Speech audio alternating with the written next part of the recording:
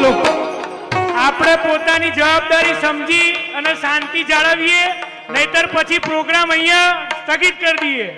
આપણા મહેમાનો આપણા આંગણે આવ્યા છીએ, આપણે ડાયરાની મજા લેવાની છે. વ્યવસ્થાથી દરેક વ્યક્તિને નમ્ર વિનંતી કે રેલિંગની પેલી બાજુ જતા રહો, શાંતિથી બેસો, નહીતર આપણે અહીંયા પ્રોગ્રામ રદ કરી દઈએ. શાંતિથી પ્રોગ્રામને નિહાળો.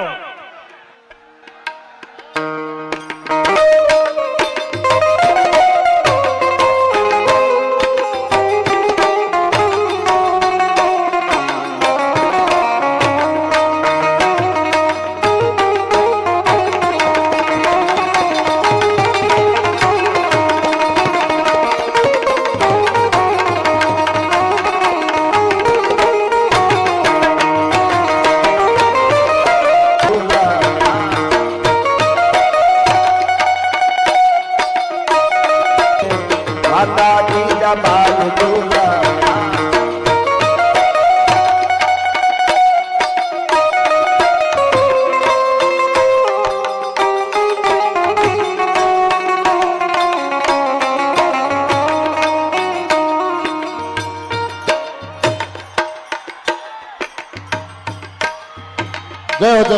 આ બધાને વિનંતી શાંતિથી પોતાનું સ્થાન ગ્રહણ કરે. આપણી વચ્ચે દેવાયતભાઈ ખવડ આવી ગયા છે. જોરદાર તાળીના ગડગડાટથી આપણે વધાવી લઈશું. શાંતિથી બધાને મિત્રોને વિનંતી, સ્વયંસેવકોને સાથ અને સહકાર આપો. ચાહક મિત્રોને પણ વિનંતી કે આપ જગ્યા કરી દો થોડી થોડી, અને પોતાનું સ્થાન ગ્રહણ કરવા માટે નમ્ર વિનંતી. આપણી વચ્ચે ગુજરાતના સુપ્રસિદ્ધ લોક સાહિત્યકાર એટલે ભાઈ શ્રી દેવાયતભાઈ ખવડ આપણી વચ્ચે આવી રહ્યા છે.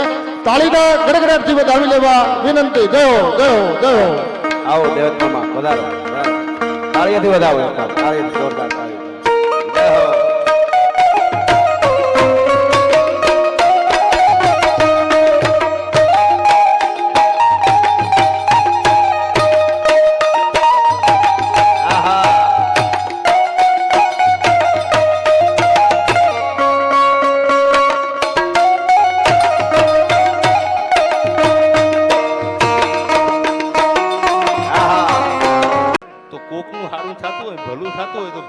ઝૂંપડા હળગી જાય આવા જીવન જીવ્યા ને બધા સમજદાર છો એટલે પેલી વાત નું કીધું. પછી અહીંથી હજી મારે રજૂઆત કરવી છે.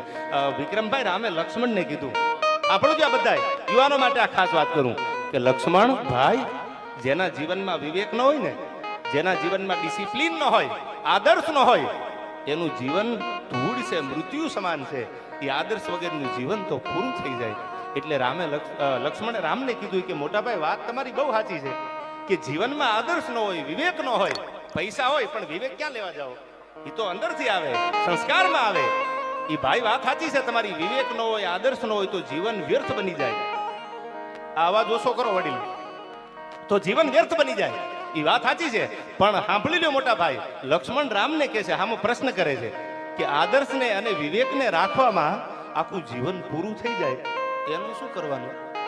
એટલે હવે સાંભળજો, રામ બોલ્યો છે મર્યાદા પુરુષોત્તમ લક્ષ્મણને, ભાઈ જેને આદર્શ રાખવામાં, જેને વિવેક રાખવામાં, ડિસિપ્લિન રાખવામાં, વિવેક એટલે ડિસિપ્લિન, જેને વિવેક રાખવામાં પોતાના જીવન વ્યર્થ કરી દીધા, આદર્શ રાખવામાં પોતાના જીવન ખપાવી દીધા, એ વ્યર્થ બની ગયેલા જીવન આવનારી પેઢીના આદર્શ પાત્રો બની જાય છે. દાખલા તો મીરાબાઈના દેવાય, દાખલા તો નરસિંહ મહેતાના દેવાય. જેને આદર્શ રાખવામાં પોતાના જીવન વિવેકમાં પૂરા કરી દીધા. એટલે બધા યુવાનોને કહું છું કે નાના મોટાનો વિવેક રાખજો. પૈસા કમાઈ લો, વિદ્યાવાન બની જાઓ, રૂપિયા થઈ જાય, અને જરૂરી છે, માલ હે તો મોહબ્બત હે યાર, એટલે જરૂરી છે. પણ પૈસાની હારે હારે, સત્તાની હારે હારે તમારો વિવેક કોઈ ચૂકતાની દુનિયા કાયમ સલામ મારશે યાર. વિવેક વગરનું જીવન વ્યર્થ છે. અને આવા સંસ્કૃતિ સભર ડાયરામાં, આવા ભગવાન ગણપતિ મહારાજના ખોળામાં આપણે એનો આનંદ કરવા માટે આદ્યશક્તિ મિત્ર મંડળને એકવાર જોરદાર તાળીઓથી વધાવી લો. કેવડી મહેનત છે એની યાર. શું કામ કે સવે સવની રીતથી આ રાતને અંજવાળી છે. હવે હવની રીતથી આ રાતને અંજવાળી છે. કોઈએ દીવડા પ્રગટાવ્યા, કોઈએ પોતાની જાતને બાળી છે. આયા કોઈ પાર્કિંગમાં ઊભા છે, કોઈ વ્યવસ્થા કરતા છે. આખું આદ્યશક્તિ મંડળના એક એક યુવાનોને હું લાખ લાખ સલામ કરું છું કે આવો તમે વસ્ત્રાલ વાસીઓને આનંદ કરાવવાનો મોકો આપ્યો યાર. આમાં કોઈનું નામ લેવા બેવું તો બહુ બધા છે આનંદભાઈ, કોનું નામ લઉં, પણ આ જેને જેને મહેનત કરી છે, હવે હવની રીતથી આ રાતને અંજવાળી છે. કોઈએ દીવડા પ્રગટાવ્યા, કોઈએ પોતાની જાત બાળી છે. આવો જ્યારે આનંદ કરાવવાનો આ માહોલ છે, તમે આટલી આતુરતાથી રાહ જોવો છો. અરે તમારા માટે કહું તો આમ તો શું તમારા જેવો, પણ મારી તાસીર જુદી છે યાર. અને હવે સાંભળજો, મળવા તમને આવ્યો છું, થોડું માન તો આપો. આ ગઝલ છે, તમે તો બહુ માન આપ્યું યાર, બહુ પ્રેમ આપ્યો. મને એમ થાય કહું તૂટવા માટે, ભલે આંતરડા બહાર નીકળી જાય યાર. મળવા તમને આવ્યો છું, થોડું માન તો આપો. હું શું ભોળા હૃદયનો, અરે મારી રીસાવાની રીત જુદી છે. આમ તો શું તમારા જેવો, પણ મારી તાસીર જુદી છે યાર. આવો ત્યારે ત્યાં યુવાનોનો આકલા અને પડકારા અને આ બધા વાતો સાંભળવા બેઠા છો, ત્યારે મને યાદ આવે ત્રિભુવન ગૌરીશંકર વ્યાસ એક બ્રાહ્મણનો દીકરો લખે છે આપણી ગૌરવંતી ગુજરાત માટે. શું લખે? વિક્રમભાઈ, આજનો ડાયરો તો જીવનમાં યાદ રહ્યો યાર. આ યાદગાર ડાયરો બની ગયો. સાલું ખબર નથી પડતી કઈ વાત કરું કઈ ન કરું. કહું તૂટે કડિયા તણી આજ અંગની ઊંડિયા. હવે સાંભળજો, આપણી ગુજરાતને લાટ લડાવ્યા. આપણે ભારત આખું જોતા હોય, આપણે વિદેશો જોતા હોય, આમાંથી બધા વિદેશ પણ ગયા હશે, પણ કવિ એમ કે છે ત્રિભુવન ગૌરીશંકર વ્યાસ કે આપણું ગુજરાત છે કેવું, તો ગુજરાતની ઓળખાણ આપે છે. સાંભળજો મારું ગૌરવવંતું ગુજરાત અને એનું પાણી કેવું છે. શું કીધું આમાં?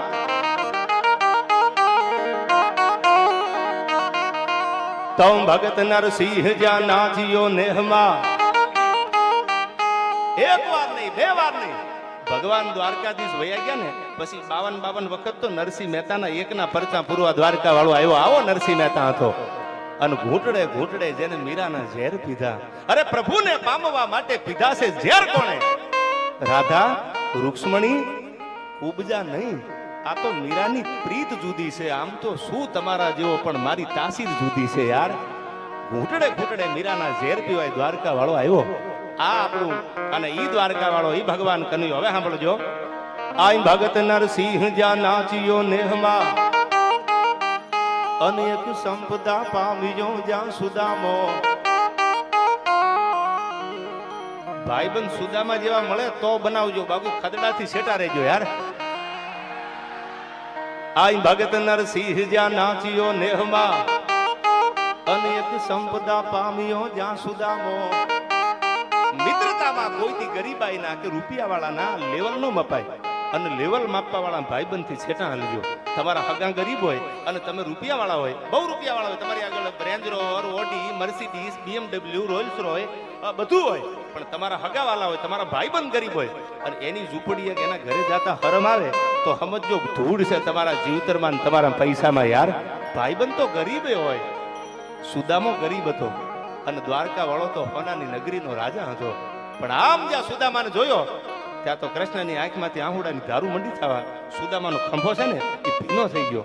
એટલે સુદામાએ ભગવાનને હાથ જોડીને કીધું, દ્વારકા વાળા રોવાના દી તો મારે છે, હું ગરીબ છું, મારી આગળ કાંઈ નથી, અને તારી આંખમાંથી આહુડા પડે. ત્યારે કૃષ્ણ પરમાત્મા બોલ્યો છે કે સુદામા, આહુડા એટલા માટે પડે છે કે જે દ્વારકાનો રાજા થઈને બેઠો હોય અને એનો ભાઈબંધ આટલો ગરીબ, મારાથી મોડું કેમ થઈ ગયું? મારો ભાઈબંધની ગરીબાઈ જોઈને મને આહુડા પડે છે, મારાથી મોડું કેમ થઈ ગયું? આ મોડું કેમ થઈ ગયું ને એ વિચારમાં સુદામાન કૃષ્ણને સાના રાખવા પડ્યા. આવા ભાઈબંધ મળે ને તો બનાવજો, બાકી એને છેટેથી રામ રામ કરી દેજો, કાંઈ ફેર ન પડે યાર. શું કીધું હવે? કેમ ભગત નરસિંહ જ્યાં નાચિયો નેહમાં, અનેક સંપદા પામ્યો જ્યાં સુદામો. વીર ગાંધી અને દયાનંદ જન્મ્યા, સતીને સંતનો છે વિસામો. આ બેનો બેઠા છે એટલે કહી દઉં, કઈ સતી? આ દીકરીઓને સતી કીધી છે. સિદ્ધરાજ જયસિંહ સોલંકી પાટણના રાજાએ ચડાઈ કરી, ઉત્તર ગુજરાતમાંથી જુનાગઢની હાર થઈ અને રાણકદેવીએ કીધું કે હવે ઘોડા તૈયાર કરો, મારી આબરૂ સલામત નહીં રહે. આ બોલું, આ દીકરીઓએ પોતાના શિયળ દળાવવા માટે ખોળિયા ખાલી કરી દીધા. આજ પણ હોકારા દીએ છે જેના હોમાઈ ગયેલા હાડ. કરો ઘોડા તૈયાર, મારી આબરૂ સલામત નથી, મારું શિયળ સલામત નથી. આ બાજુ વિક્રમભાઈ ઉપરકોટના વાહેલા દરવાજેથી ઘોડા તૈયાર થયા, પણ હરણાના ઝાડા ફાટે એમ ફડાર હુંફડાર ફડાર હુંફડાર ફડાર હુંફડાર બાગડતા બાગડતા બાગડતા બાગડતા રાણકદેવ બેહી ગયા. જુનાગઢની હાર થઈ ગઈ, દુશ્મને ઉપરકોટ જીતી લીધો અને હવે કદાચ મારું બાવડું ચાલે તો, મારા જીવતા મારા બેભવ થાય તો, આ બીકમાં ઘોડા તૈયાર થયા. બાગડતા બાગડતા બાગડતા ઘોડા હાલવા મંડ્યા. જુનાગઢમાંથી નીકળેલી આ દેશની દીકરી વઢવાણના ભોગાવામાં જ્યાં ઘોડા ભૂગ્યા અને ત્યાં તો સોલંકીનું દળકટક પાછળ ઘોડાની ધૂળની ડમરી ઉડતી આવે પછી ખબર પડી ગઈ કે હવે આબરૂ સલામત નહીં રહે. સાંભળજો, જીવતર કરતા આબરૂને વધારે માન દીધું છે. I never compromise my self respect. અમારા સ્વમાન ઉપર કોઈ આવે અને હવે સાંભળજો, અને એને ઘોડાને ઠપકો દીધો. ઘોડા દોડી નો ક્યાં, દુશ્મનની ફોજ આવી ગઈ, આ દેશની દીકરી ઘોડાને ઠપકો આપે છે. તરવરિયા તોખાર, તારું હૈયું ફાટ્યું નહીં હસલા? હે ઘોડા, તમને હરમ થવી પડે. હું આબરૂ બચાવવા માટે જુનાગઢ મૂકીને નીકળીશું, અને આ દેશની દીકરીનું બાવડું ચાલીને કોઈ આબરૂ લૂંટે, તમને હરમ નથી થતી? તરવરિયા તોખાર, તારું હૈયું ફાટ્યું નહીં હસલા? હવે તો મરતા રાખ હેંગાર મારે ગામતરા ગુજરાતના, હવે તો મારો રાહ નથી દુનિયામાં, અને મારું બાવડું ચાલીને મને કોઈ લઈ જાય ત્યાં તો ઘોડા ગુડા વાળી ગયા. વઢવાણના ભોગાવામાં ઘોડાના ગુડા વાળી ગયા. આમ દુશ્મનની ફોજ આવે ઈ પહેલા તો આ દેશની દીકરીના જમણા પગના આંગળે અંગૂઠેથી અગ્નિ લાગી. દુશ્મનો આવે ઈ પહેલા તો રાણક દેવી આમ હડ હડ હડ જ્વાળાયું આપને આંબા મંડાડી ઉભે ઉભી હળગી ગઈ. એટલે ત્રિભુવન કહેતા હતા સતી જેવી દીકરીઓ અમારા ગુજરાતમાં સાહેબ પોતાના ખોળિયા ખાલી કરીને આપી દે. આ દીકરીઓનો આ દેશ છે યાર. આઈ ભગત નરસિંહ જ્યાં નાચ્યો નેહમાં, અનેક સંપદા પામ્યો જ્યાં સુદામો, વીર ગાંધી અને દયાનંદ જન્મ્યા, સતીને સંતનો છે વિસામો.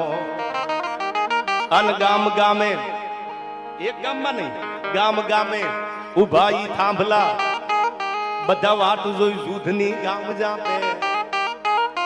એ ભલી ભાદતી ભોમની વંદુ તન આવડી, ધન હો ધન આ સબરાજ ધરણી, તન ધન હો ધન ગુરુધર ધરણી. અન હૃદય ગૌરવ ભર્યા જન રુધિરથી ધબકતા. મારા દેશનો એક યુવાન માય કાંગલો ન હોય, એના હૈયામાં તો વાઇબ્રેશન આવે. હવે બ્લડ ડોનેશન કેમ્પમાં લોહી દેવા જાય, 300 ગ્રામ બ્લડ અહીંથી તમારું 300 ગ્રામ બ્લડ લઈ લે, પછી તમને બિસ્કિટના પડીકા આપે. આ બધા યુવાનોને કહું છું જે સાહિત્ય સાંભળે છે ને, કોઈ દી અડતા ને બિસ્કિટના પડીકાને.